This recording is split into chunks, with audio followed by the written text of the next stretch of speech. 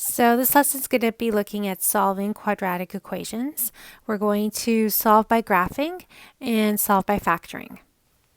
We have explored a lot of these tools before, so now it's just a matter of putting it all together.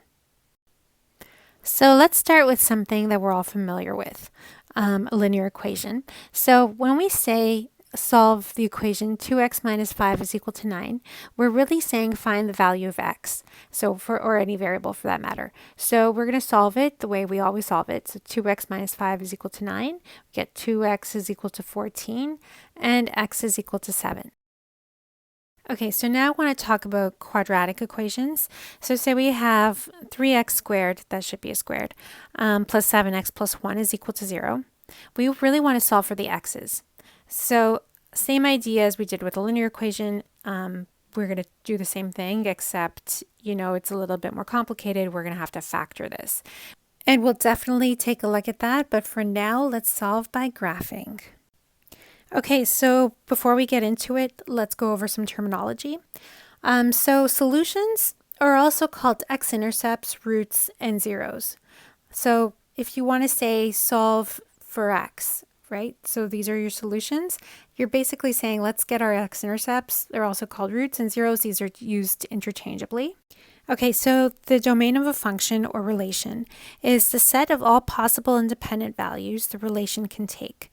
So basically, it's the collection of all possible x values or inputs that you can put into a function.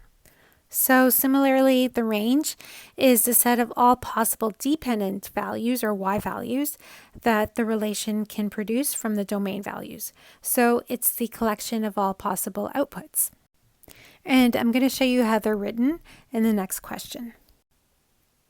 Okay, so in this next example, we're going to solve by graphing the equation y is equal to 3x squared minus 12x plus 12.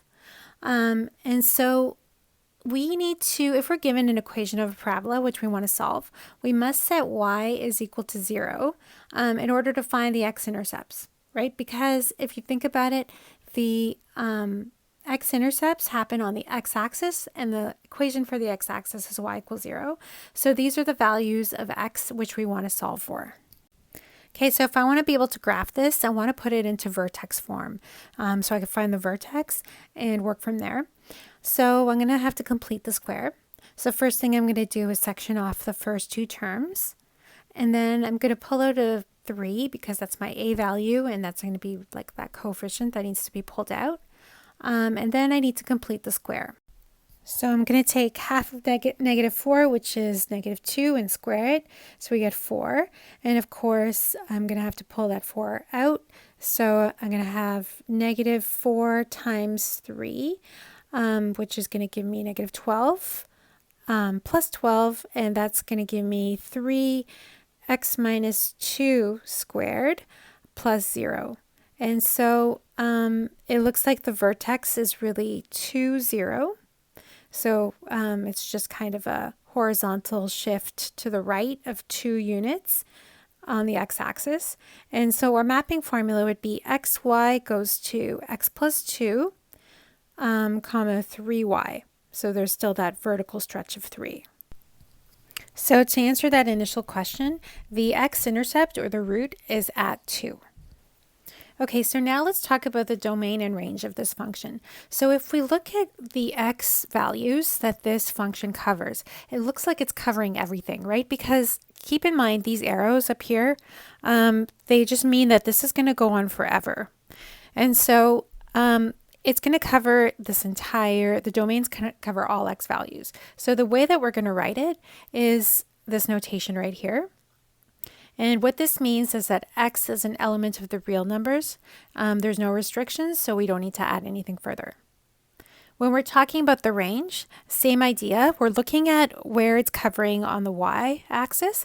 And so you notice that it doesn't actually cover this area at all. It's only going to be from x greater than 0. And so the way we're going to write it is y is an element of the real numbers. That means that it's continuous. And then this line right here means such that. So y is an element of the real numbers such that y is greater than or equal to 0. So we're just defining where this function exists on the y values.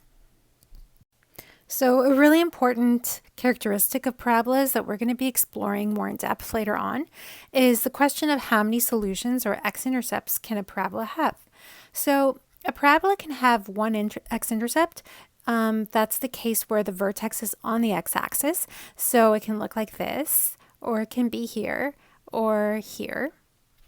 And then we have the case where the parabola can have two x-intercepts, and that can look like this or like this. And then we have the case where we have a parabola that has no x-intercepts, and that's the case where it looks like this or this.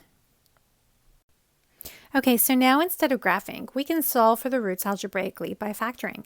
So in the last unit, we learned to factor. This is very important because when a quadratic equation is in standard form, which means y equals ax squared plus bx plus c, we can factor the right side to solve the equation or find the x-intercepts, roots, zeros, whatever solutions.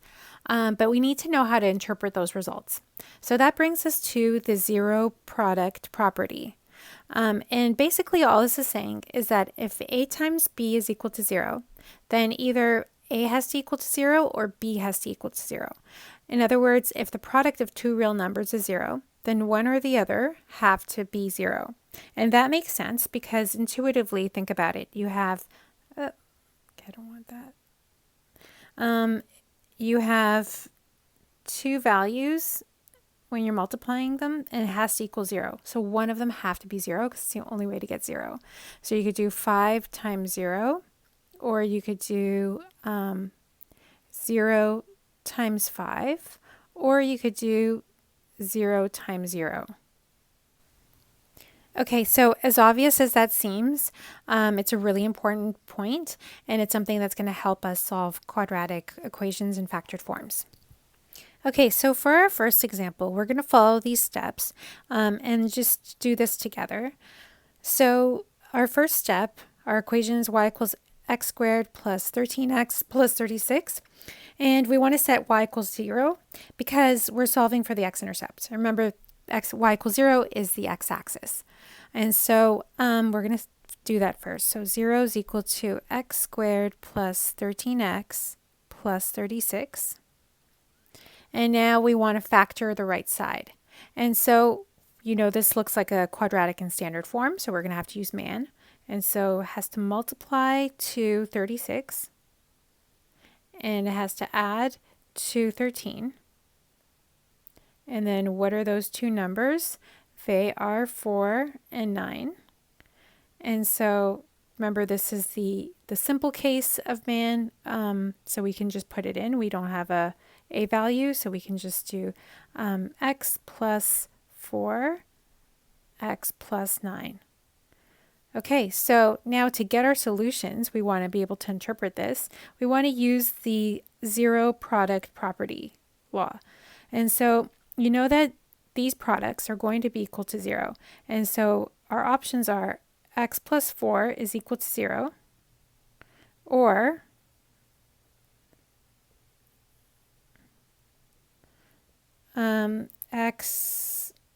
okay, hold on, I'm trying to get my black back, or x plus 9 is equal to 0. And so if we're going to solve these, we get x is equal to negative 4, or x is equal to negative 9. And so our x-intercepts are negative 4 and negative 9. Okay, I got a couple more examples to get us going. And so this one is solved by factoring negative x squared plus 5x minus 6.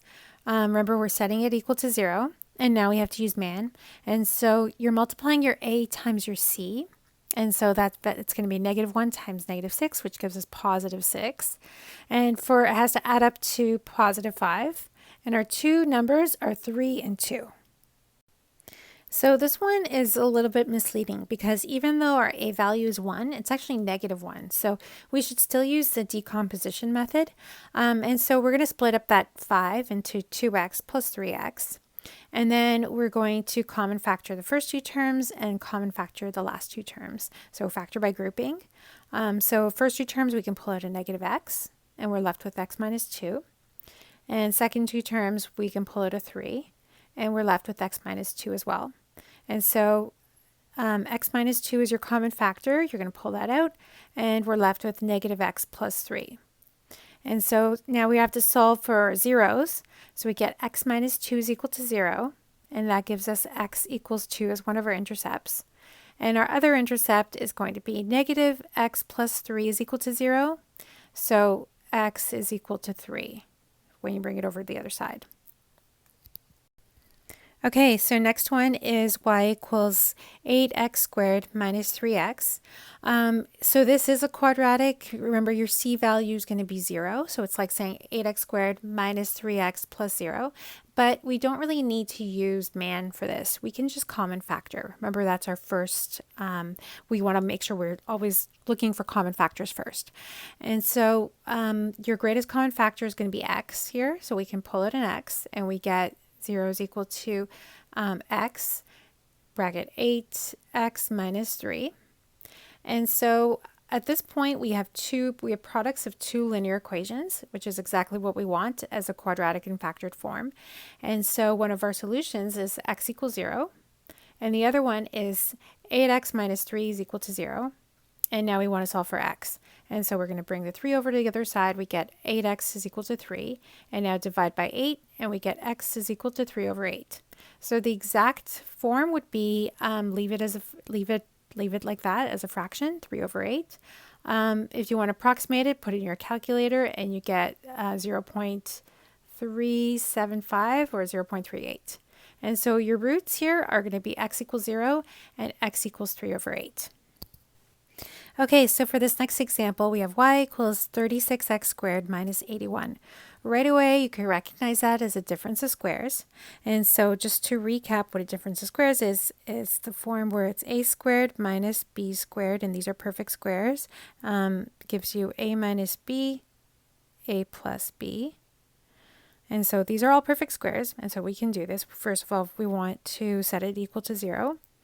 So let's do that first. And now let's factor this. And so we get 6x minus 9 and 6x plus 9. All right, so our two solutions here are going to be 6x minus 9 is equal to 0, which gives us, I'm going to have to write really small here, so 6x is equal to 9, and x is equal to 9 over 6, which is equal to 3 over 2. So that's like 1.5.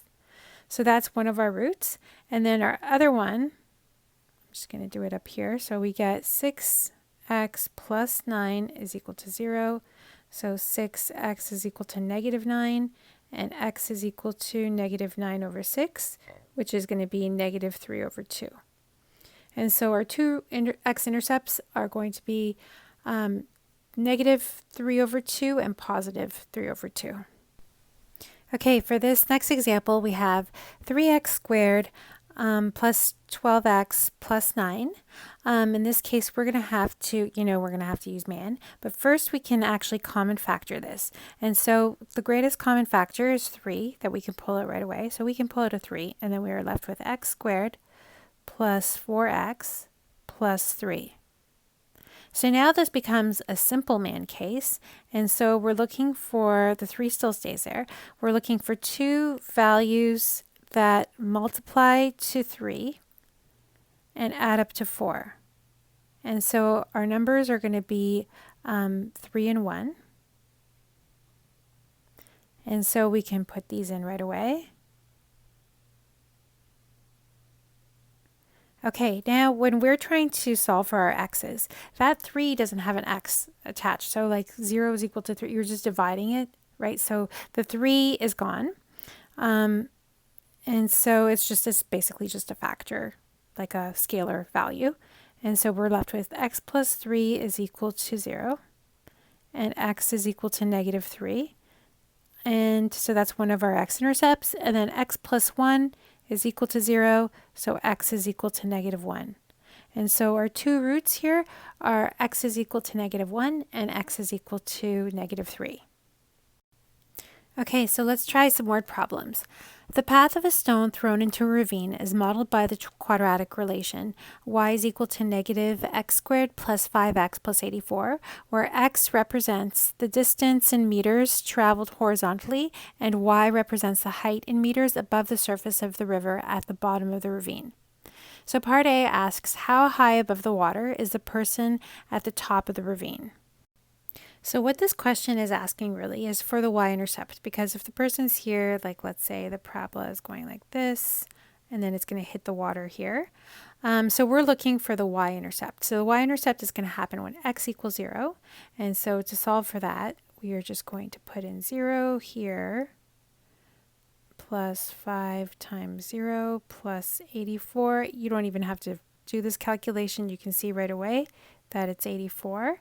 And so the person is 84 meters at the top of the ravine because this is the y-intercept. So the next part is asking, how far does the stone travel horizontally before it hits the water? So as you can see, we're looking for this spot right here. So that's the x-intercept. And so to get the x-intercept, we need to put this into factored form, right? It doesn't help to use vertex form because that's just going to give us the vertex, but we want to know when it's landing in the water, which is the x-intercept. That's one of our roots, so we're going to put it into factored form. So let's go ahead and do that. We're going to set the equation equal to 0, and now we want to factor it. We need to use man.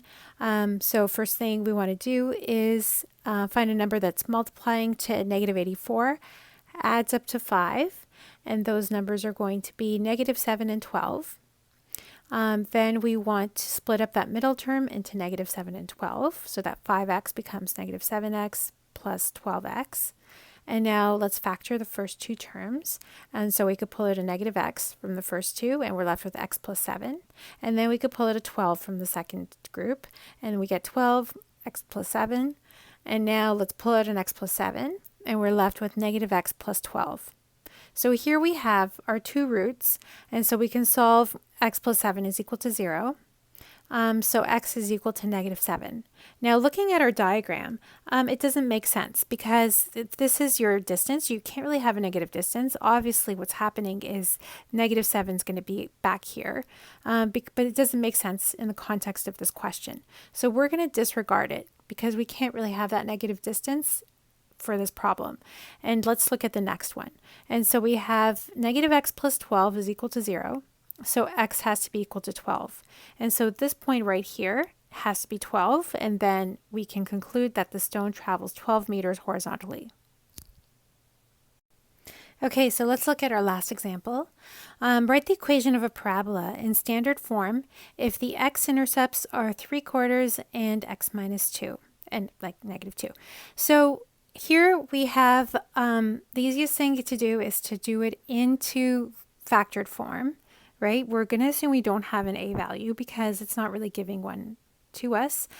So we can conclude that what we have is y is equal to x minus something. So minus, let's say, r, x minus s. And so we know that x is equal to 3/4, that's one of our roots, and x is equal to -2, that's the other one. And so I'm just going to make these equal to 0 because that's ultimately we're working backwards, and because y has to equal 0 and these two sections have to equal 0, we could do it that way. And so we're going to get 4x is equal to 3 and 4x minus 3 is equal to 0. Okay, that's one of our factors. And here it's a lot simpler. We get x plus 2 is equal to 0, and that is another one of our factors. And so we can say that y is equal to 4x minus 3 and x plus 2. Okay, but the question is asking for it in standard form, and so we're going to have to FOIL this out. So let's go ahead and do that. And so we get 4x squared, right? And then plus 8x minus 3x minus 6. And now let's collect like terms. So 4x squared plus 5x minus 6, and there we go, we got it into standard form. Okay, that's it for now.